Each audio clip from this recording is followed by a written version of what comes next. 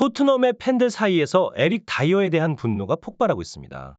팀의 중심 수비수인 반더벤과 로메로의 부재로 다이어가 강제로 경기에 나서게 되었습니다.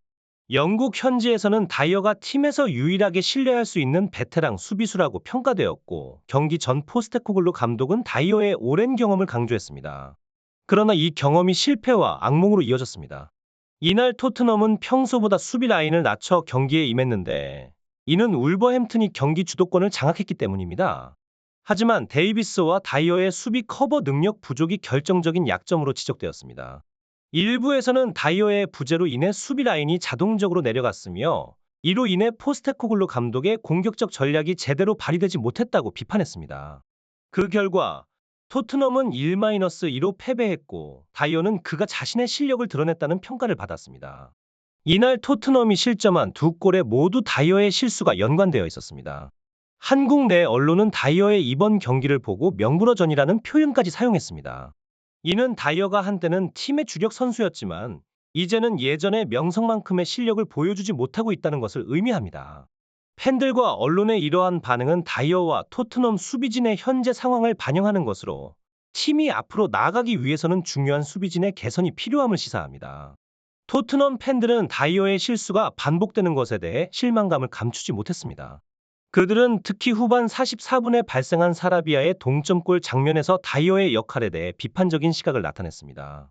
다이어의 패스 미스가 결국 울버햄튼의 공격 기회로 이어졌고, 그의 불충분한 수비가 상대팀에게 득점 기회를 제공했습니다. 토트넘의 팬들은 이를 보며 지난 시즌의 악몽이 되살아나는 듯한 느낌을 받았다고 전했습니다. 팬들은 소셜 미디어를 통해 다이어에 대한 불만을 표출했습니다. 그들은 다이어는 항상 토트넘의 수비 구멍이다. 그를 막을 수 있다면 토트넘을 이기는 것은 그리 어렵지 않다고 말하며 팀의 수비 문제를 지적했습니다.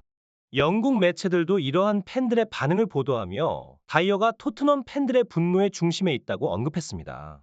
이러한 상황은 포스테코글루 감독에게도 큰 고민거리입니다. 감독은 다이어의 경험을 신뢰하여 경기에 투입했지만 그 결과는 기대에 못 미쳤습니다. 다이어의 연속적인 실수와 부족한 수비 기술은 토트넘의 전체적인 수비 안정성을 해치고 있으며, 이는 팀 성적에도 영향을 미치고 있습니다. 토트넘의 수비진은 앞으로의 경기에서 이러한 문제를 해결하고 더욱 안정적인 수비 라인을 구축할 필요가 있습니다. 다이어는 개인적으로 실력을 향상시키고 팀의 신뢰를 회복하기 위해 노력해야 할 것입니다. 팀 전체적으로도 수비진의 조직력을 강화하고 효과적인 수비 전략을 개발하는 것이 시급한 과제로 남아 있습니다. 경기 후 나온 다이어의 히트맵을 보면 그의 수비 범위가 골키퍼 비카리오보다 좁은 것으로 나타났습니다. 공을 소유하지 않을 때는 거의 움직임이 없었고, 이는 포스테코글루 감독의 전술 이해 부족을 그대로 보여주는 것이었습니다. 이러한 다이어의 수비 문제는 팀의 공격 전술에도 악영향을 미쳤습니다. 메디슨과 같은 공격 지원 역할을 하는 선수가 없었기 때문에 손흥민은 이전 경기들보다 더 고립된 모습을 보였습니다. 이에 팬들은 다이어의 부진한 수비와 전술적 이해 부족에 큰 실망감을 표현했습니다. 또한 비카리오의 분노가 포착된 것도 눈에 띄는 부분입니다. 평소 차분한 비카리오가 경기 중 다이어에게 화를 내는 모습은 드문 일이었습니다. 후반전 시작 전 비카리오가 다이어에게 라인을 올려달라는 손짓을 하는 장면이 포착되었으나 다이어의 플레이는 그의 지시와 다르게 전개되었습니다. 이러한 상황은 토트넘 수비진 전체에 대한 전반적인 검토와 재구성의 필요성을 드러냅니다. 감독은 라인의 조정과 선수들의 전술적 이해도를 높이는 것에 중점을 두어야 할 것입니다. 손흥민의 활약에도 불구하고 토트넘은 중원에서 울버햄튼에 일방적으로 밀리는 양상을 보였습니다. 제임스 매디슨의 빈자리는 손흥민이 메우려 노력했으나 전방의 공격 마무리 부재로 인해 어려움을 겪었습니다. 손흥민은 전반 55분과 57분에 눈부신 원터치 연계 패스로 기회를 만들었지만 골로 연결되지는 못했습니다. 특히 손흥민의 후반 71분경 역습에서 보여준 패스는 인상적이었습니다. 그러나 마무리가 부족하여 결국 골로 이어지지 않았습니다. 손흥민의 경기 읽기 능력과 전달하는 패스는 그의 클래스를 여실히 보여주었습니다. 그러나 매디슨의 부재로 손흥민이 후반까지 내려와야 했던 상황은 팀에게 큰 부담이었습니다. 더욱 심각한 문제는 경기 중 발생한 비신사적인 파울에 대한 주심의 태도였습니다. 울버햄튼의 도수는 여러 차례 손흥민에게 비신사적인 몸싸움을 벌였습니다. 후반 6분 손흥민이 왼쪽 측면에서 공격을 시도할 때 도수는 강한 몸싸움으로 손흥민의 뺨을 때리기도 했습니다. 이러한 모습이 포착되었음에도 주심은 반칙을 선언하지 않았습니다. 이러한 주심의 관대한 태도는 경기의 공정성을 해치는 것으로 토트넘 팬들의 분노를 촉발시켰습니다. 후반 50분의 상황은 토트넘 팬들에게 더 큰 충격을 주었습니다. 손흥민이 사이드라인에서 공을 잡자 울버햄튼의 중앙 수비수 크랙 도슨이 그의 목을 주먹으로 치고 넘어뜨렸습니다. 그 후 도슨은 의도적으로 축구화로 손흥민의 사타구니 부위를 밟았고 이로 인해 손흥민은 큰 고통을 겪었습니다. 하지만 주심은 이러한 행동에도 불구하고 단지 옐로 카드를 꺼내는 데 그쳤습니다. 만약 이러한 반칙을 제대로 판단했다면 도슨은 이미 후반 초반에 퇴장당했을 것입니다. 한편 메디슨의 부재는 중원에서 손흥민을 도울 중요한 인물로서 더욱 아쉬움을 남겼습니다. 메디슨은 울버햄튼전 이후 SNS를 통해 고통을 표현하며 축구는 롤러코스터와 같다고 말했습니다. 그는 더 강해져서 돌아오겠다는 약속과 함께 새해에 팬들과 다시 만나겠다고 전했습니다.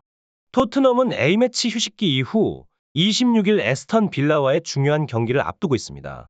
에스턴 빌라는 현재 리그 5위에 위치해 있어 토트넘에게는 치열한 순위 경쟁이 예상됩니다. 팬들은 팀의 주요 선수들이 돌아올 때까지 팀이 버텨내길 바라고 있습니다.